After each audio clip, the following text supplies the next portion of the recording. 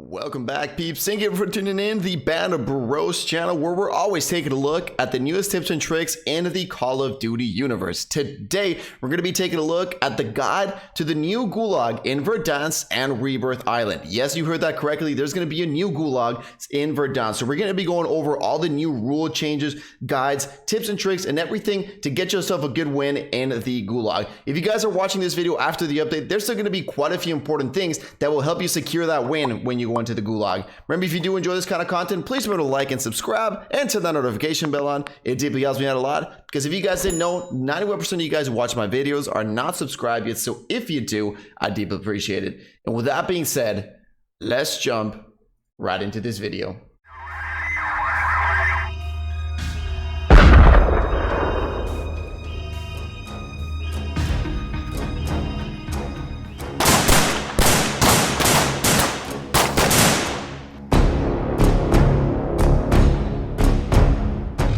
So let's just talk about the general idea. This is still the same gulag as before. So for example, once you die in Warzone Verdansk or in Rebirth Island, you will be sent to the gulag. It is still exactly as before, and it will still be a 1v1 fight. But there's a couple things that might have changed in here. After being sent to the gulag, whether you are in Verdansk or in a Rebirth Island, your operator will either wake up in a restrained interrogation room or outside a dingy cell. All right. And this is kind of like outside your personal holding area where they're going to keep you in. There are going to be individual chambers holding the other prisoners who've obviously met the same fate as yours, and they died in Warzone just like you. And it's going to be kind of like the same. So you're going to be off to the sides before that match starts, right? And at the top of the screen, it's still going to be exactly the same, where you will be able to see how many matches are left until you get your turn to participate, and you'll get the names of the players that are currently fighting. And then obviously when you get your turn into the Warzone, into the gulag, the screen will turn black, and then you'll be right in the gulag. But now let's talk about the rules of the gulag, because they did change a couple of different things here. So first of all, health does not regenerate, and your loadout will be completely random. So as before, the health did regenerate after time in the other Warzone, but as of Call of Duty blog right now, they are stating that your health will not regenerate. Each round lasts 40 seconds, with the main objective obviously is to kill your enemy. But if neither player kills the other player at the end of 40 seconds, the overtime begins, which is again the same as before, and a flag will spawn in the middle. Either player has a few seconds to capture this flag, and the capture time will be 3 seconds. During overtime, you can achieve that victory by capturing the flag or eliminating your opponent. If nobody kills each other, the player with the higher health wins. If both sides have the exact amount of health, both of you guys will be eliminated and out of the game. Now, this is something that's really interesting. So while you wait, you will be kind of like confined to your chair or your cell, contemplating your fate. All right. You break out of your chair. So there's going to be, again, I haven't played this. This is before the update. You can break out of your chair. Not sure exactly how you're going to do it, but if you break out of your chair, it's going to be like the previous gulag before. So you're going to be able to run around and throw rocks at people. These rocks are a non-lethal damage that will take away 1 HP or 1 hit point off of the competitor, whichever one you throw it to.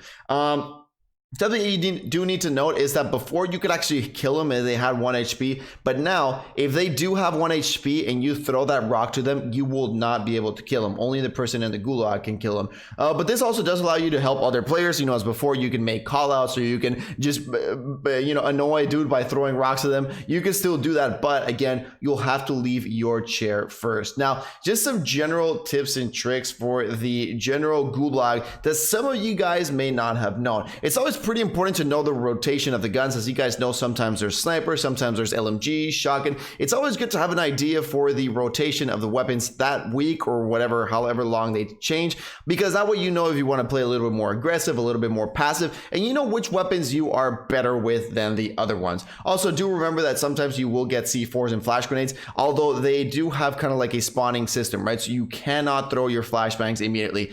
But something that you didn't know is that the only piece of equipment that does this is that sometimes you do get throwing knife in your loadouts. And the throwing knife is the only equipment that can actually be used immediately after spawning in. So that is something to keep in mind. You can maybe rush and get an unexpected kill with the throwing knife. And again, as for the stim, this is going to be the only way that you'll be able to gain health in the gulag. So remember to use that efficiently. And again, this is one life thing. So if you die from here, you will be dead completely, again, just like the previous gulags before. Now let's talk about the new gulag in Verdansk. So the new gulag is kind of like a recreation of Nuketown, but it was kind of like a stripped down. It's kind of like an in progress thing, right? So you won't be playing in the whole Nuketown. So basically you take away the backyards, you'll have the houses, and then you'll have that middle area. So you'll basically be playing in that middle area where you can see the truck in the middle and where you can see that broken van. So if you guys can see here in the image, it seems like the doorways to the backyard, they're kind of blocked off. But you can actually climb on that top part that you see where you would usually jump into the house. You can actually climb in that location. So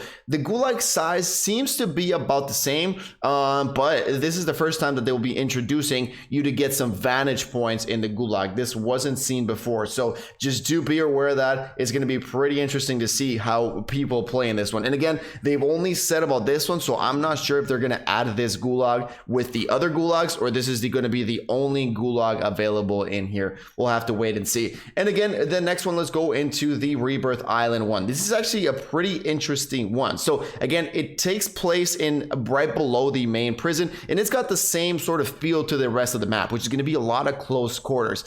And this map also does have something pretty interesting. On the left hand side, you can see a little door, and it has kind of like a wall with a door to it, with a little hallway to it. That is actually a metal detector. So there is metal detectors on each side of each walls, and if you pass through it, you'll make obviously a really loud beeping noise that the enemy can use. And the tips and tricks for this one is you can actually use this to your advantage. Maybe you want to bait the enemy like you would bait them for the flag. So you go ahead and you know, pop one of these things, and you maybe the guy's like, oh, I know where he is, I'm gonna go push him, but you are actually going to be waiting for him. So just do be aware of this. And again, remember, this isn't that much of a long range thing. As you guys can see, if you're in the corridors on the left or right hand side, you may get a little bit of long range combat, but in the middle, you'll definitely get a lot more of that close range contact. And again, do be aware, as you guys can see, there is no ceiling here, so you can throw C4s, grenades over things. So just do be aware of that. For example, if you're capping the flag, this one definitely seems a lot crazier, right? So